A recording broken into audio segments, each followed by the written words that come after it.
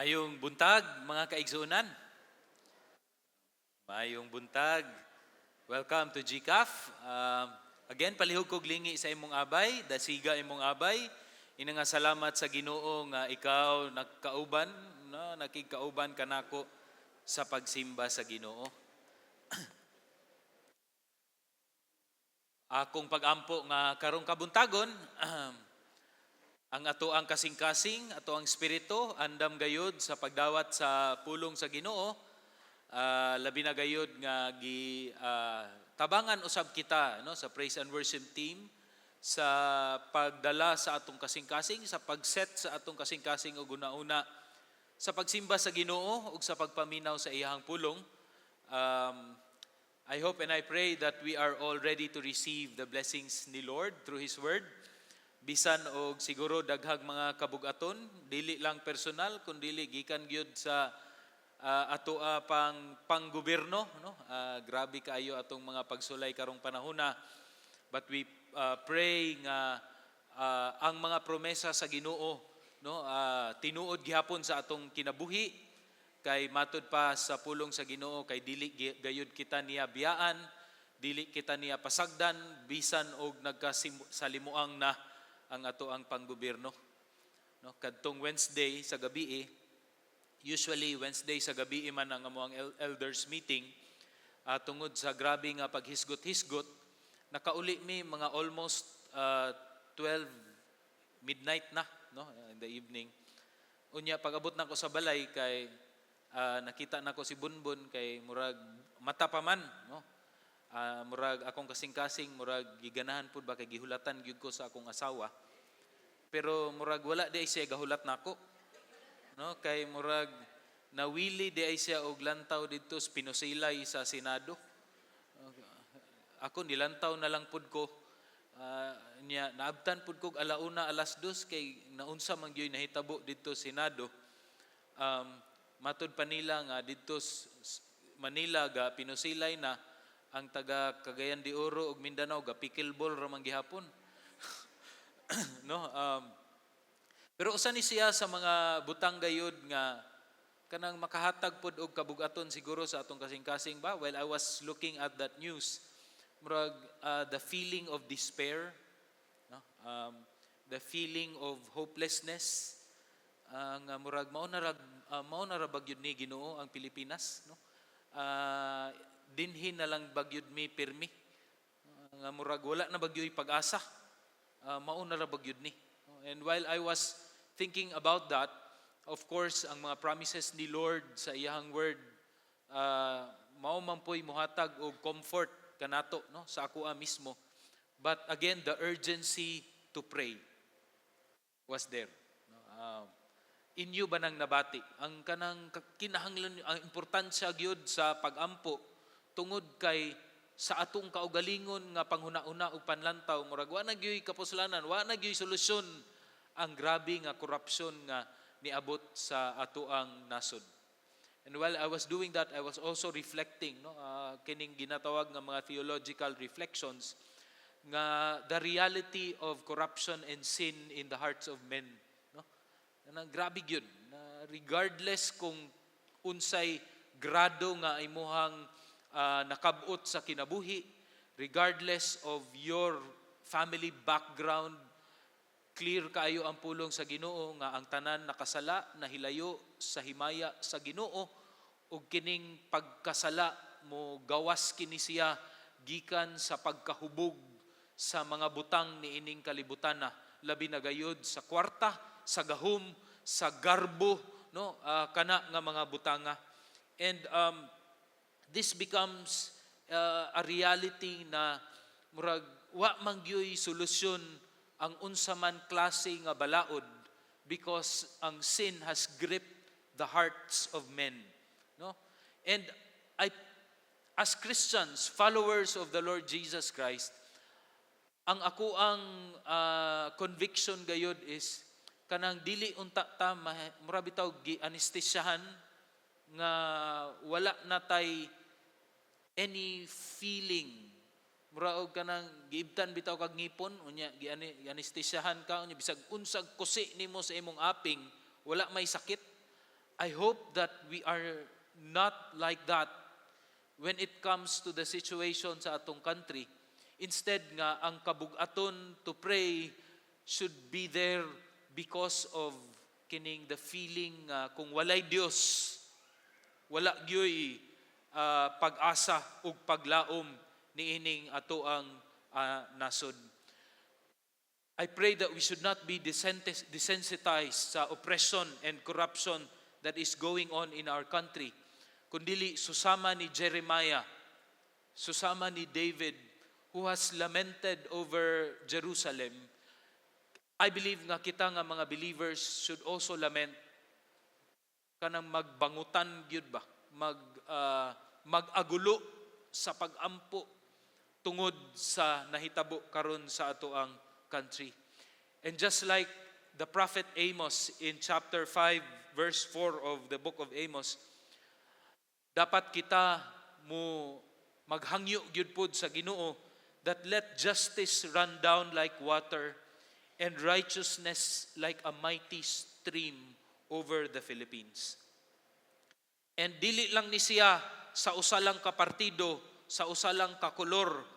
I believe nga sin has gripped the hearts of men that regardless of political affiliations, corruption is present. Gatuog yung ko, ana. Matud pa nila na ipag-ampo daw si Cara David. I personally have not heard it. Pero sa amo ang wider group katong miaging adlaw, nag-ingon siya nga, Pastor, okay ka tong pag-ampo ni Cara David? Unsa man gyud tong pag-ampo ni Cara David? No, matud pa nga mga matay ang tanan nga mga politiko, mao ba to iyang pag-ampo? Corrupt, sorry. Not all politicians, but mga corrupt. Kung nga na may pag-ampo si David nga ginatawag nga imprecatory prayer. No, isip Christians, pwede siguro to. No? Si Sir George have said that in one of the prayer meetings. Maybe we should begin praying that imprecatory prayer. Ampo ta sa sama sa pag-ampo ni Cara David sa mga kurakot ug sa mga evil nga mga people, just like David have prayed, just like some of the prophets in the Bible have prayed. But in all of this, tungod kay ang sin has gripped the hearts of men, si C.S. Lewis, one of the theologians that many of us, including me, have looked up to, who is the author of the Book of Narnia, naapod siya gisulti sa iyang mga books, no? Including Mere Christianity and other writings, na nagsulti kanato nga tungod kay ang tanan mga tao have fallen and is prone to corruption. Nakita gyud niya nga ang political power is very dangerous.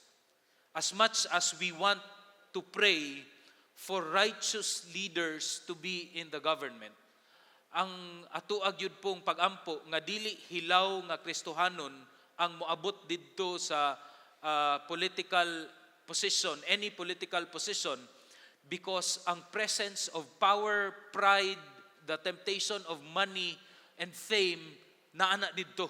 Unya grabe na ka murag garagasa na siyang temptation, so that ang atong pag-ampo gyud is really mature believers that is grounded in the Word of God, nga maugyoy maabot ni ana. Ang problema lang, wala. No? Siguro naaman, very few. And kita, isip usa ka church, we need to evaluate ang ato ang political leaders in a moral perspective. Dili lang tungod kay kana nga leader Ilonggo na pareho na nako, not tribally, no? Dili tungod kay taga Mindanao siya, dili tungod nga ingon ani. We should evaluate our leaders in terms of their moral stance and fight against evil and corruption tungod ni ana. So C.S. Lewis kanang implied, no, nag-ingon siya nga tungod kay wa tay mapili sa atong panggobyerno, unsaon man na, inigbalik na pod sa election 2027, 28, sorry. Unsaon man na? Wa may mapili. Klaro man to giingon ni Pastor Joe the last time nga, lesser evil ba? Wa may mapili. So, C.S. Lewis said that we choose the option that restrains the most evil. Choose the option that restrains the most evil. Ikaduha, bisan og napili na nato ang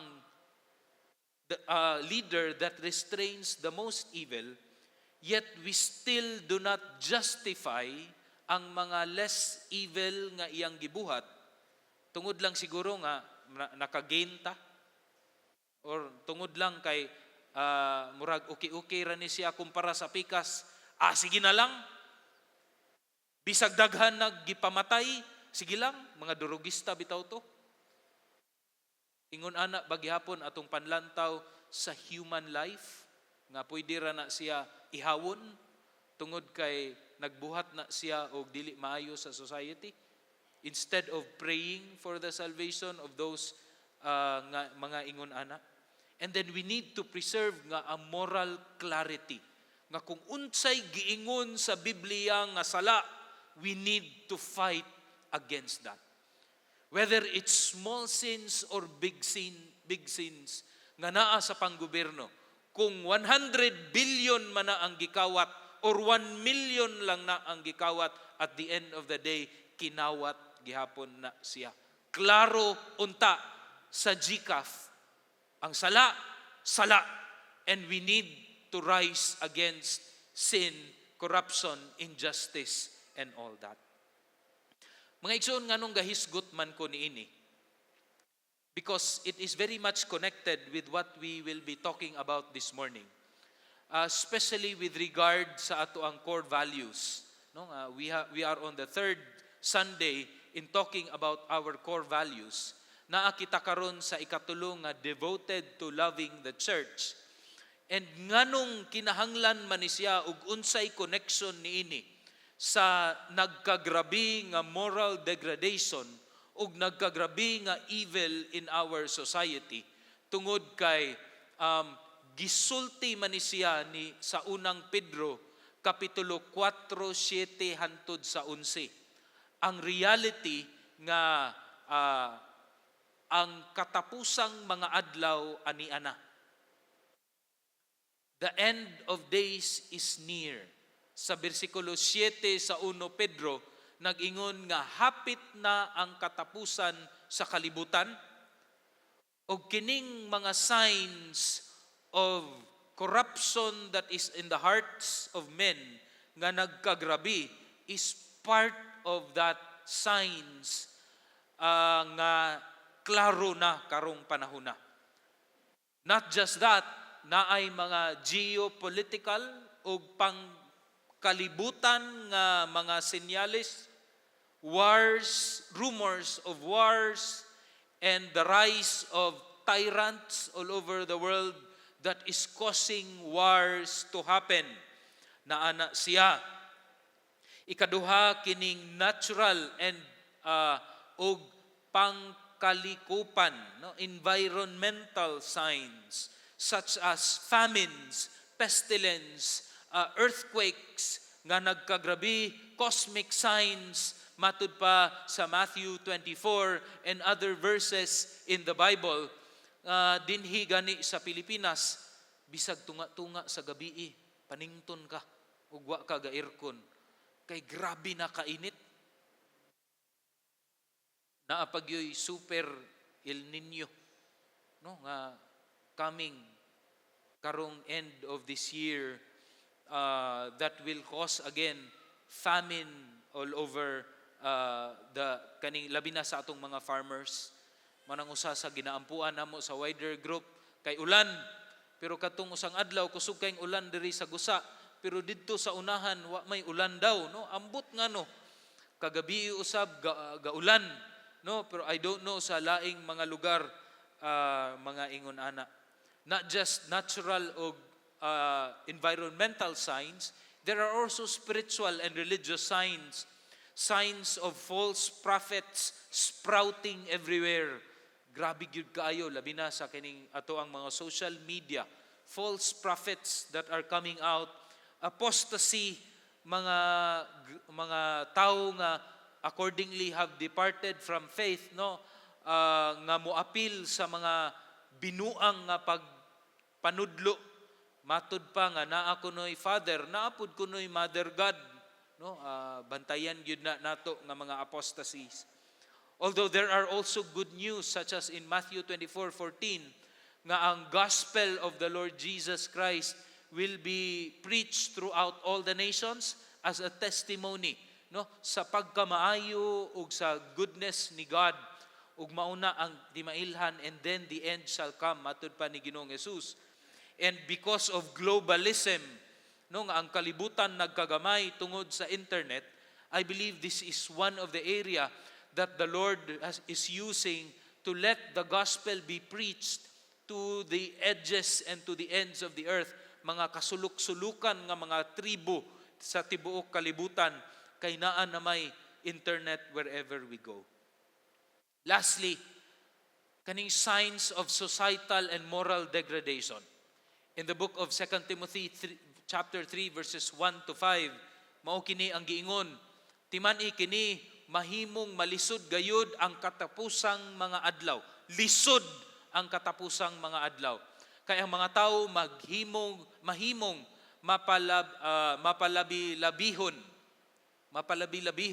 mahigugmaon sa kwarta, no, daghan na siya. Proud, abusive, disobedient to their parents, ungrateful, unholy, walay paghigugma, unforgiving, slanderous, without self-control, brutal, lovers of money. Palabihon pa nila ang mga kalibutanong kalipay kaysa sa Dios. Magpakaaron ingnon sila nga Dios nun, apan isalikway nila ang gahom sa Dios. Ang command ni Paul kang Timothy, likayi ang mga tao nga sama kanila. Likayi ang mga tao nga sama kanila. I don't know how you apply this, businessmen, because you ought to deal businesses even with people nga garapalan ang paghigugma sa kwarta, no? The idol, ang idolo nila kay ang kwarta na. But I pray for our businessmen, and we ought to pray for our businessmen as well. Paul said, likayi ang mga tao nga sama kanila. Ug niingon si Pedro in 1 Peter, tungod kay kung kita mga Kristohanon are standing on this nga kamatuuran sa Biblia, it is no wonder that we are persecuted. We are at the center of persecution, Christians, regardless of geography. Taga-asa man ka or asa man ka gapuyo, or regardless of chronology, kanus aman, kay didto sa panahon ni Pedro, tinuod naman ni ang alipusta o pag-persecute, oppression over the Christians. Even up until today, it is still true. Mga Christians are often persecuted because of our stand against evil, standing in truth, because we have experienced this truth in the Lord Jesus Christ. So mao kana nga sama sa atong giwali katong miaging Domingo nga matud ni Pedro, as chosen people of God, as aliens, wala man ta, dili man kini ang atoang puy-anan, eternal nga dwelling, dili man ang kalibutan. We are set on pursuing holiness, set on pursuing Christ-likeness. There will be suffering. Matud pa sa 1 Peter 4:12 to 16, dear friends, do not be surprised, dili na kuno ta ma-surprise kung naay mga gakalayo nga oppression nga moabot kanato. Dili na ta matingala nga mura bitaw og something, uy bag-o ni siya ba? Dili naman ni bag-o gud. Grabe naman ang oppression tungod kung kita gabarug diha sa pulong sa Ginoo. Ningon gani si Pedro nga, but in as much you rejoice, tungod kay kung ikaw i-persecute sa mga katawhan, you have participated in the suffering of Christ. Padayon siya niingon, if you are insulted because of the name of Christ, you are blessed. For the Spirit of glory and of God rests in you. So, naay kamatuuran karon that we are on the end of times. Unya, as the end of times draw near, mas nagkagrabi pod ang mga pagkadautan ug evil in the hearts of men. What do we do? Unsa may atong response? What does the Word of God tell us to do? Tungod sa atong pagtuo sa pulong sa Dios, dili ikatingala nganong ang tinuod nga mga Kristohanon kanunay anaa sa sentro sa mga paglutos. Duha ka tubag sa katapusan nga mga panahon, no? Two responses of kita, no, nga mga Kristohanon kung naa na nga nagkagrabi ang paglutos sa kalibutan karong panahon na because of the end times. Una, nag-ingon si Pedro, maghangyo kita og Diyos nung kaalam, a discernment that comes from God, labi na gayud sa atoang mga pag-ampo.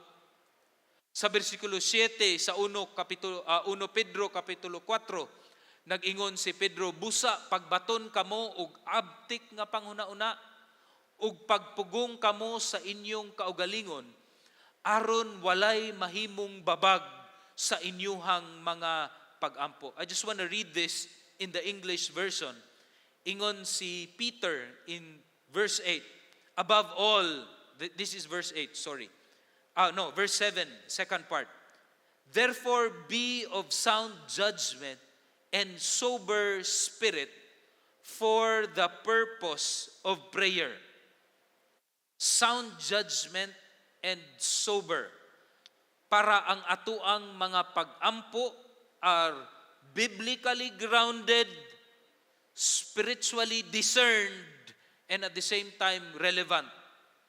Kanang dili bitaw ka mag-ampo sa mga butang last year pa di ay, no? Tungod kay well-informed ka, and at the same time adunay balanse ang imuhang panguna-una nga wala lang ka galantaw sa usa ka partido tungod kay ingon ani man ang iyahang kahim pareho man mi, kundili whether it's on one side or the other side, you are on the side of righteousness, not on the side of evil. These two words, the Greek word sophroneo and the word nepho, mao na siya ang gibutang diri nga abtik nga panghuna-una ug pagpugong, no? These are the two words. Or kanang abtik nga panghuna-una is more on kanang aduna kay balanse nga panlantaw sa unsay nagakahitabo sa kalibutan. Dili bitaw nga gapalabi lang ka sa pikas or diri sa pikas, kundili balanse imong panghuna-una, labi na nga kahibalo ka nga whether on one side or the other side na ay evil and corruption that is going on.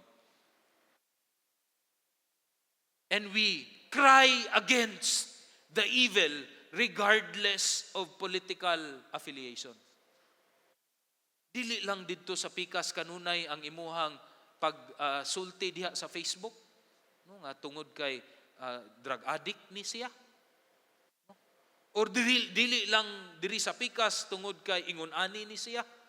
But we cry against evil regardless against o kung unsa man siya nga sides. Not just on the national level, even sa ato ang komunidad, even sa ato ang kahimtang, we cry against injustice. Balanse nga panghuna-una aron ang atong pag-ampo naagyud sa kabubuton sa Ginoo. Kay kabalumantang nga sama sa gitudlo nga pag-ampo ni Ginoong Hesus, we ought to pray, thy kingdom come, your will be done on earth as it is in heaven. That's a balanced prayer. Praying for the purposes and will of God nga mahitabo sa atoang kinabuhi. or sa ato ang nasod. Kanang pagampo bitaw nga kabalog gyud ka nga tubagon gyud ni nimo Lord, kay mao man ni ang gusto nimo tungod nga gi-reveal kini sa imuhang pulong. Because we know that when we ask against the will of God, dili gyud na siya mahitabo. Prayer man good, mga igsuon, is not changing the heart and mind of God, but it's more on us. As we continue to pray, we are changed by the Holy Spirit into the purposes and will of God. Ang pulong nga nepho is usually ginagamit ni siya kana bitang mahubog ka. Nga you are intoxicated with makahubog nga bino. But this is used figuratively. Kaning pagpugong nga giingon diri. This is kana bitang you are free from any intoxication.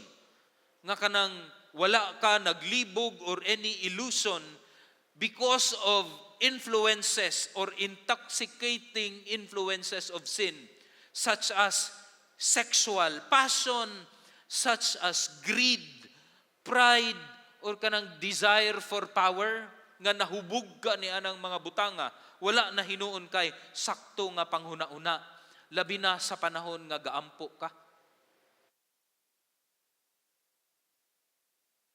So, we ought to be watchful. I think mao gyud ni. Watchful sa unsay nagakahitabo.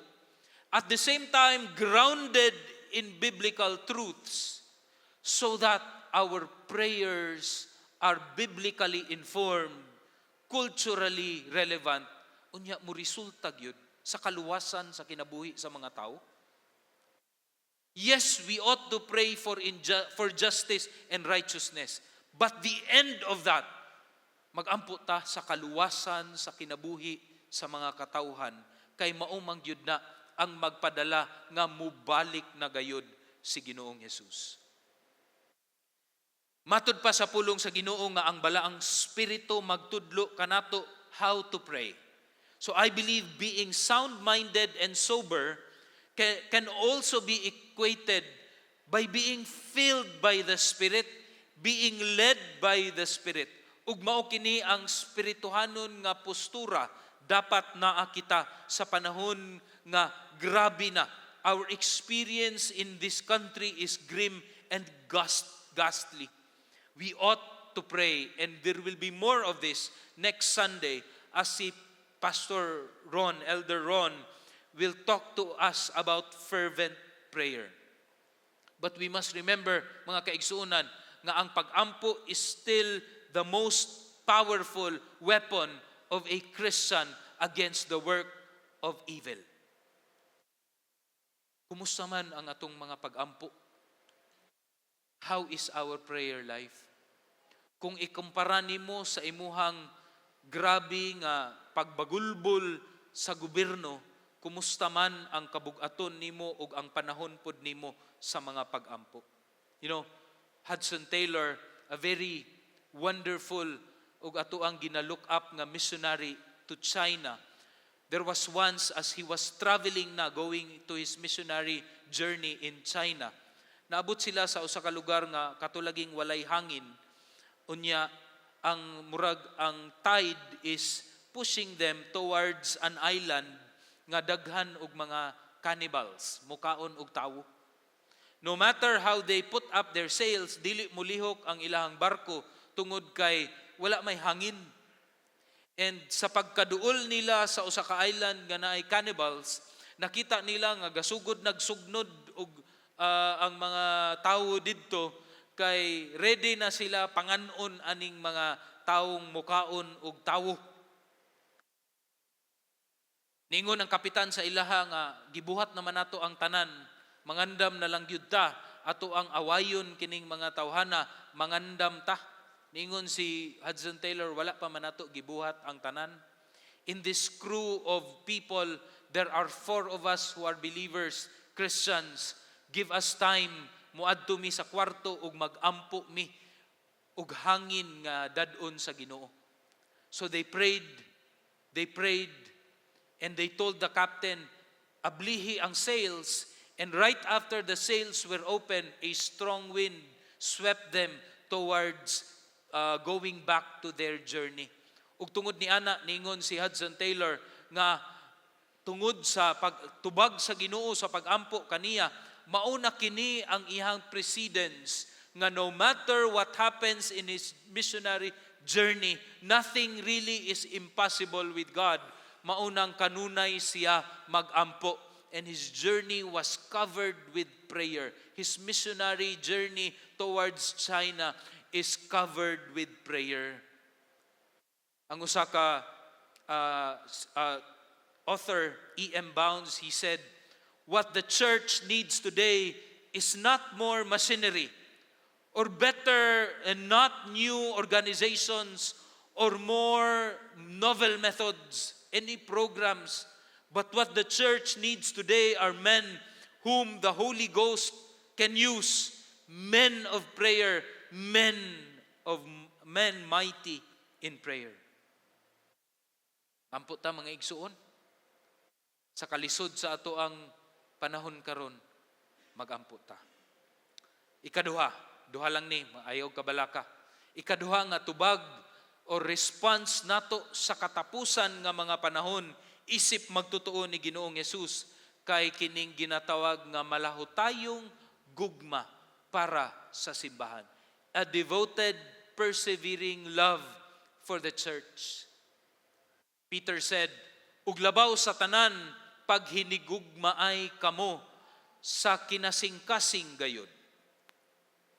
Kay kun may paghigugma ka sa imong isig katawo, mupasaylo mo bisan sa bisan daghan ang iyang sala. This is verse 8. A fervent, constant, zealous, intense, earnest love. Ang pulong aning fervent kana bitang bisag unsag inaton gyud og maayo para bisan og unsa ang gibuhat against you, you are able to love, especially our fellow believers in the Lord Jesus Christ. Tungod kay love covers multitude of sins. Matud pa ni Peter, ga-acknowledge si Pedro nga wala may perpekto nga simbahan, and since we are a work in progress, each of us here, naapay ginabuhat ang Dios sa ato ang kasing-kasing, we are on our journey towards Christ-likeness. Our attitude should be always in fervent, patient, long-suffering love towards one another. Dinhi sa GCAF, mga igsuon, kabalo ko, that there will be times that we will be in conflict.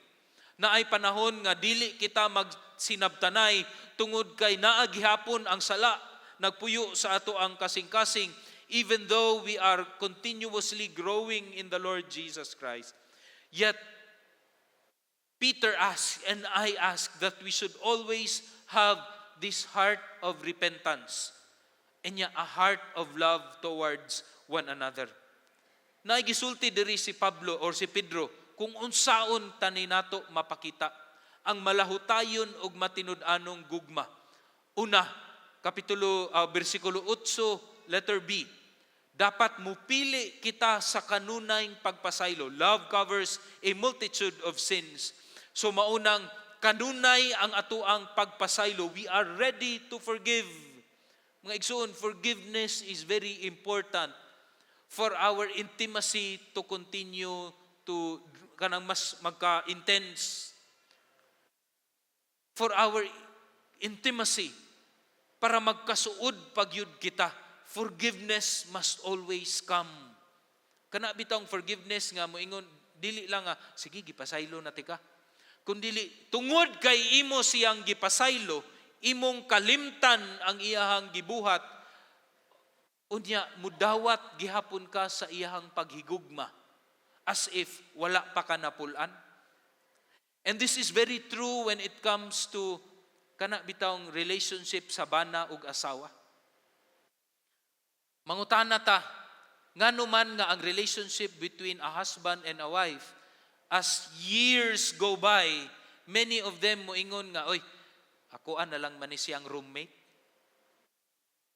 Nganong mawala naman ang eros love. Sakto man nga dapat naatay agape love. But the romance and the romantic love should still be there even through years. Nganong mawala man na? Because of unforgiveness. Kana bitawng muingon na ang bana or ang asawa, maumang yun na siya. Nganong murag natagam na ba? No nga, mao gyud na siya. Ang iyang baba inana gyud na, sagdi na lang na. Pasabot na ang kasing-kasing nagka-close.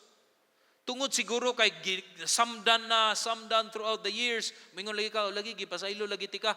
Pero ang imuhang kasing-kasing, you are closing your hearts instead of opening up, receiving the love of your spouse again and again. Tungod kay imo siyang gipasaylo again and again. That's why romance goes away. Kay daghan na mag-scars that are closing your hearts up from receiving the love of your spouse. When we forgive, we open our hearts once again to receive the love of our brothers and sisters here at GCAF. Kana bitang dili ka matagam? Because that love covers a multitude of sin. We offer forgiveness, we receive forgiveness, ug mauna ang gusto sa Ginoo kanato as we continue to love one another. Ikaduha, kaning talagsaong pagkamaabi-abihon. Be hospitable, matud pa ni Pedro, to one another without complaint. So kini di ay pagka-hospitable nga gipangayo ni Pedro, pagkamaabi-abihon to a point nga sakit na, nga dili gihapon ka magbagulbul.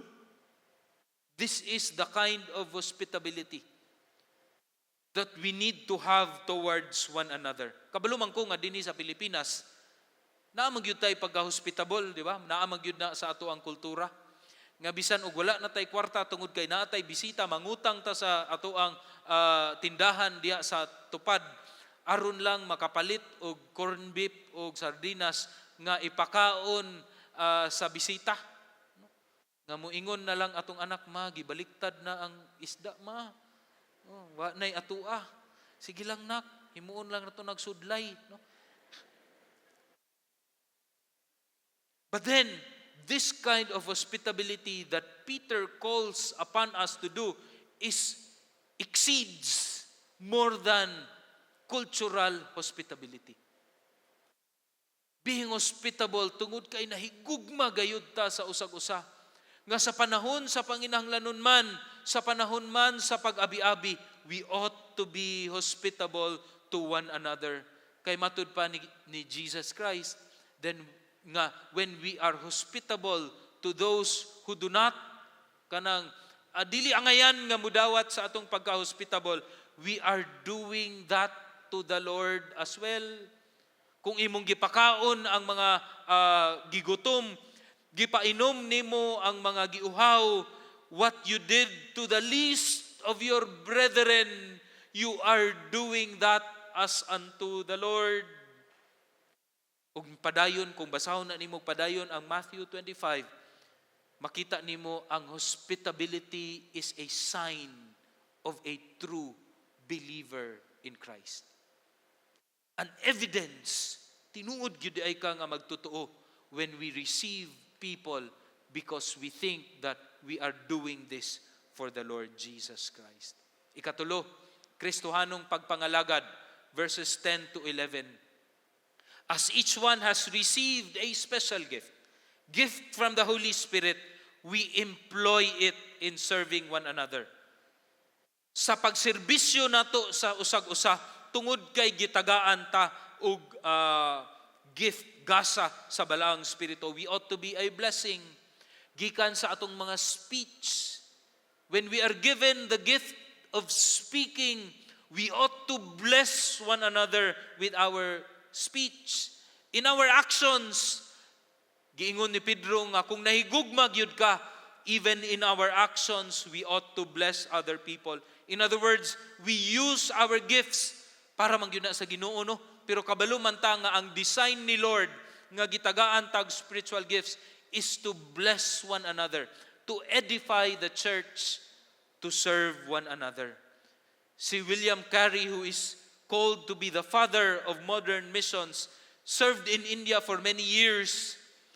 Unya, na-concern siya sa iyang anak, nga ginganlan og si Felix, tungod kay, kadtong bata pa ni si Felix, niingon man siya nga, Papa, gusto ko mapareho nimo nga mahimong missionary. But when he grew, nagka-mature siya, gitagaan siya og mission from the Queen of England, nga mahimo siyang ambassador to the Queen sa Burma. Maunang concern si William Carey. Nganong na-concern man si William Carey? Nakita kini iyang concern to his writings, nga nagpaampo siya to one of his friends, nag-ingon siya, please pray for my son Felix. He was degenerated into an ambassador of the British government when he should have been the ambassador of the King of Kings, serving the King of Kings. Sometimes, bitaw, we think that our job and roles and responsibilities in this world is so important nga muingon ta nga unya na lang ko mo serve. Unya na lang ko mo serbisyo sa simbahan, unya na lang ko mo serbisyo sa ubang tao, kay importante man ni ako ang business, importante man ni ang ako ang trabaho. We should not get it reversed, mga igsoon. We should not let our business in this world get in the way of our service to the King of Kings, to the Lord of Lords, that is Jesus Christ. Mga igsoon, kay kining tanan nga atong buhaton sa paghigugma sa usag-usa. Padulong kini nga madayig nato ang Dios, pinaagi kang Hesukristo sa tanan natong binuhatan. Ato ning hinumduman nga ang timaan sa mga panahon nagpadayag sa importansya sa maalamong pagampo ug sa malahutayong paghigugma labi na gayud sa church. We ought to love the church. Next week, we will talk more about prayer. Ako ning gisulti na daan karon tungod kay dili gyud nato dapat pugnan or mugamay ang atong mga pagampo. Instead, we ought to increase in our prayer as the end times is coming. The end time calls for an urgency for discerning prayer and devoted love for the church. Let us pray. Salamat Ginoo sa imong pagtudlo kanamo karong kabuntagon. Tabangi kami, Lord. Labi na gayud Ginoo nga probably some of us here have felt nga wala nagyoy pag-asa kining amo ang nasud. Because the end is here, nagkagrabi ang pagkalaog, pagka-selfish and greedy sa mga tao niining amo ang nasud ug sa tibuok kalibutan.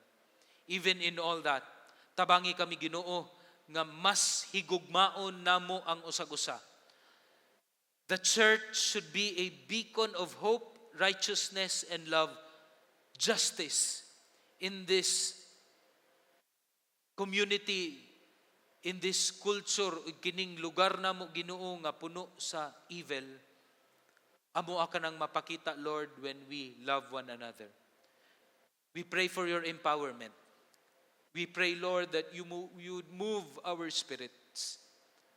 Natabangan minimo Ginoo.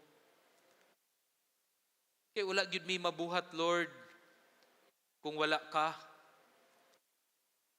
Dili kami mahimong panalangin sa among komunidad kung wala ka. Tabangi kami Ginoo nga bisan sa ingon ani nga paagi, mapakita namo sa katilingban that there is hope for the Philippines because we are loving one another here in the church. Din sa church, righteousness and justice are prevailing. Love is prevailing. Nga dili na siya Ginoo mabutang sa balaod.